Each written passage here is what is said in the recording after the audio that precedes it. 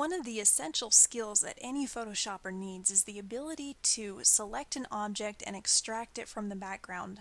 So I'm going to show you the freehand selection tools where we can get these separated from their background and completely cleaned up so there's no halo-y pixels around the edges or anything. So go ahead and open the file that is the Scrabble letters. We will begin with the lasso tool. So that's 3 tools down. If you click and hold, it's the top tool, which is the regular lasso tool, and it has an L as the shortcut. You can see up here in the controls that there are some familiar controls, including feathering. We want to make sure feather is set to 0 and anti-aliasing is on for this exercise. Usually when using these tools, it's helpful to zoom in closer on the subject. So I'm going to hit Command plus a couple of times to zoom in and hold down my space bar to pan over to where I want to start selecting. Lasso tool is very straightforward. All you do is click, hold down your mouse, and drag. And to close the selection, which I'm actually going to do before going around the whole thing, you can simply drag around to where you first began and let go. That's great. So hit Command D to get rid of that. Just so you know, one of the disadvantages of using lasso for a complex selection is if your hand slips and you let go before you're ready to, it will close off that selection by connecting your last point with the first point, and you'll have to start over again. Which is why I'm going to show you some other tools that are a little more useful than the basic lasso tool. So click on the lasso tool and choose the polygonal lasso, which is the second one down. This one is easy because if you click once, and then you don't even have to hold your mouse down and just move it, you can click again, and every time you click it will create an anchor point, and then you can click out from there again. If you ever have need to have a perfectly flat straight direction, if you hold down Shift, it will if you hold down Shift, it will create a perfectly flat level line, or perfectly vertical one. So I've let go of Shift now.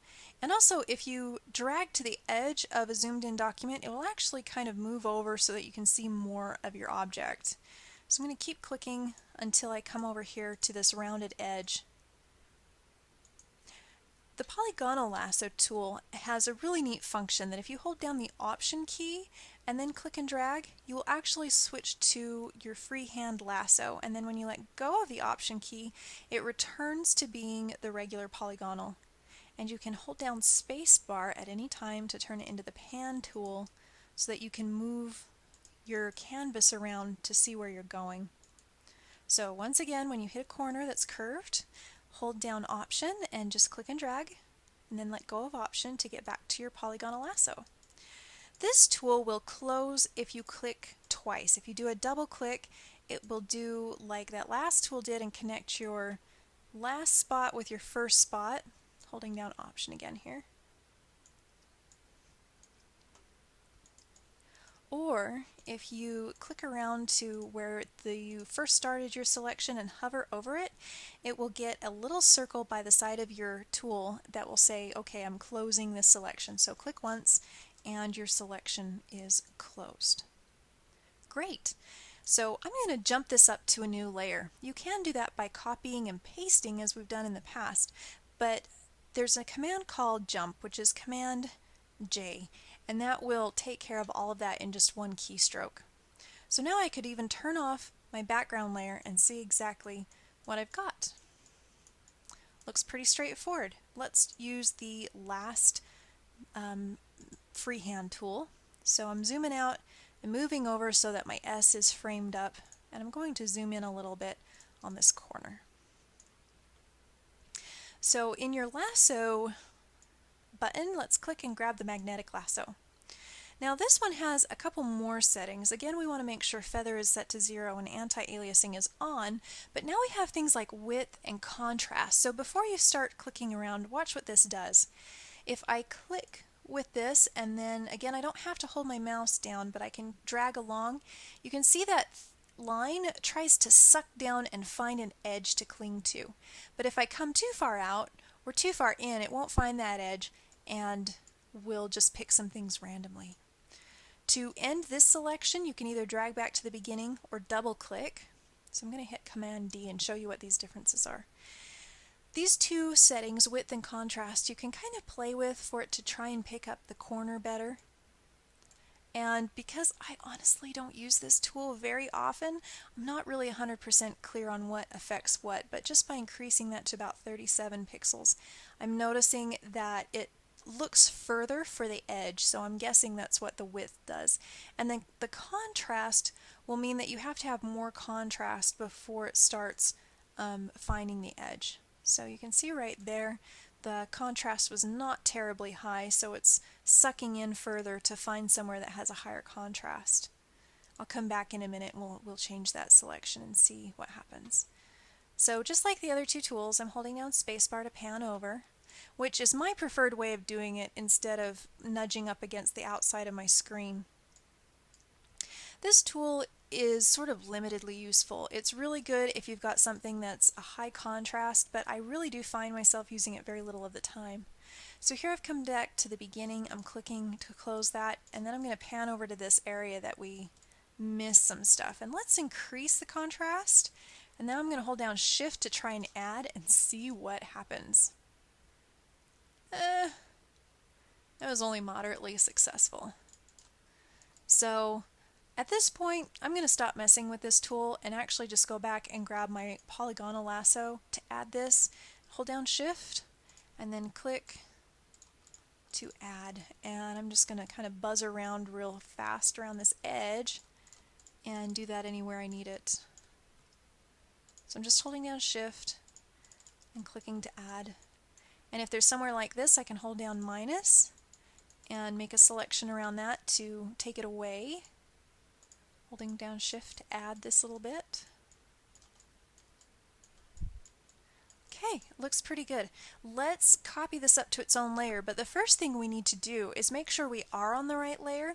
If I look here in my layers, I know that this O is on the layer that I'm currently on, but the S actually isn't. So I'm going to click here on the background layer to make that active, because that's where this object lives, and then hit Command J to jump it up to its own layer. Alright, I'm going to hit Command 0 to zoom back so we can see the whole thing. I'm going to explain a little bit about clean edges on your image extractions. To do that, we really need a very contrasting background. So let's select our background layer. Select All by going to the Select menu and choosing All or hitting Command A, and then set your colors to default. You can do that by clicking the little black and white square by your color chips, which will put black in the foreground and white in the background, and then hit Option Delete to fill this area completely. And then I'm going to deselect, Command D. If I zoom in on this top corner a little bit, you can see how there's a little bit of a halo of really light pixels. That's actually some of the background that I missed getting out. I can take care of that in, as usual, a number of ways, but I'm going to show you two of the main ones. First off is the eraser tool, which is, it looks like one of those pink pearl erasers. If you click on it, you'll notice there's several other tools, but we will be using the top one. This is a brushed base tool, which means that just like a brush or a marker, it has a tip shape and some other qualities to it. We can change the tip shape by coming up to this drop down in the tool control bar and picking one of these options. Now, it's quite likely what you're looking at looks like this, and that's great. This shows the tip shape, but brushes in Photoshop tend to have some more features than just the tip shape. So I really like to click on this gear setting and change it to stroke thumbnail. It gives me a better idea of what that brush is set up to do. And I want to grab one that has a hard edge, so I'm going to click on this one right here. This means that it's only 3 pixels big, but because it still has these settings up here, I know it's a Photoshop brush that can be edited for size. So I can change size by either clicking here and dragging to the right to find the right size and then moving my brush over my canvas to see the circle. If you can't see the circle and all you're seeing is a couple of crosshairs, your cap lock key is turned on and you need to turn it off to see that whole shape. I'd also say make sure the hardness is up to 100%. Hardness is similar to feathering, except 100% is 100% hard, and then the further it is towards 0 is the softer that edge is. So out here, I'm going to make sure that I'm on the right layer. So I think this one is the S. Yep, it's the S. So I'm going to click on that layer to make it active. And then I can come in here and just start edging away with my eraser tool to get rid of that little halo-y effect. Just like most of the other tools we've talked about, if I hold down spacebar, it becomes the panning tool, so I can pan down and find other spots to erase. One more trick with the eraser tool, or in fact most brush-based tools. This got added a version or two ago, and I love it. If you hold down Option and Control together and then click on your screen, you'll notice you get a red circle. And if you drag to the left, it shrinks, and if you drag to the right, it grows. And if you drag down, it gets harder, and if you drag up, it gets softer. So by right-clicking, I can access the same stuff as up here.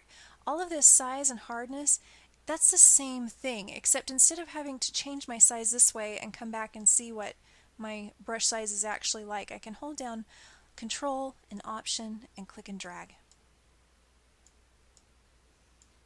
This also has an opacity setting, and if I lower this opacity and erase something, you'd notice that it doesn't all erase away. What this is it's taking away a percentage of it to show the background. And if I hold down Option and click with my brush, typically, oh, you know what, that's not true for this one. It must be true for the other one. So my apologies, we'll get to that with regular brushes. Now I don't really want part of this erased, so I'm just going to hit Command Option Z a time or two to step back. And so we've erased a couple of areas with a little glow, but I'm sure you can imagine if this was a really big object or had a really complicated edge, going around with the eraser could take quite a while. So I'm going to show you a useful selection modification trick to get rid of those funky little edges. First thing we need to do is select the object on the layer exactly. And the best way to do that is hold down Command and click on this thumbnail. And when you do that, it will exactly select the pixels that exist on that layer. So here's a good example of some pixels we need to get rid of. To modify a selection that you already have, one of the things you can do is come up to the Select menu where those options would be. One that we haven't used yet is Transform Selection. I'll let you play with that and figure that one out. I don't actually use it very often. But what we're looking at is Modify. And what I'm going to tell you to do, just walk through with me before you try and process it all. Hit Contract, and let's do this by 2 pixels. Click OK. You'll notice that my selection has moved in away from the edge by 2 pixels. But what I really need to do is delete this stuff on the outside, because right now if I've got my my eraser tool and started trying to erase, it would get rid of the stuff inside that selection. So we need to invert the selection so that the thing outside of it will then be selected. So I'm going to hit Command 0 to move all the way away and go to the Select menu and choose Inverse. Now that that's inversed, I can affect those pixels that are on the outside of that area. If you wanted to, you could take your eraser and go around, but I'm just going to hit Delete and get rid of all of those 2 pixels all at once. So now I have a clean edge. Alright, just one more thing. I promise this is the last one for here. Do that same selection trick again. You notice how I've got some sharp little jaggedy edges that aren't really pretty around here. I could again try those with the try to do that with the eraser tool to smooth those out, but I'm going to show you how to refine the edge of a selection. So hold down Command and click on the letter S layer. So what we did is just exactly moved in that same selection from before, but this time we're going to use the Refine Selection option. But to get to there, you need to grab one of your selection tools. And it will have a button in the control panel called Refine Edge. So click on that. Your view is probably not the view that mine showed up. So click up here on View, and let's just move down to the black and white option just so you can really see what this does. So this is a finer controller than just moving in a couple of pixels, and to smooth something out, this can be really useful, and we will come back to this several times. So I want to make my selection a little bit tinier so I could do the invert thing again. So I'm going to shift the edge, and when I let go, you should be able to see it update out here. And then I want to smooth the edge, which is great. It's smooth, but it's also kind of fuzzy on these edges, and I don't really want that. So I'm going to bump up the contrast just to where it starts looking like it's smooth. So you can play with a bunch of these options, and you can really see what this does. Usually I'll mess with a bunch of stuff, and then contrast is about the last thing I pump up. And I can click OK. I'll do the same thing I did before to delete these on the outside. I'm going to go to Select Menu and Invert Selection, which is Command-Shift-I, and then just hit my Delete key. Well, that's as spiffy clean as that is going to get. So there I've showed you how to use the freehand selection tools, as well as some modifications and how to extract an image and get rid of those messy little halo edges.